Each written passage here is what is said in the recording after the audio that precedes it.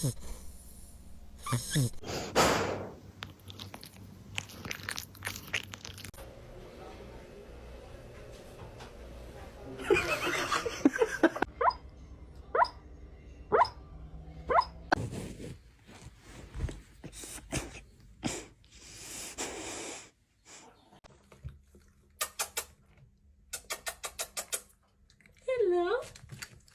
Hello. This is the firstborn. She always sleeps on her back.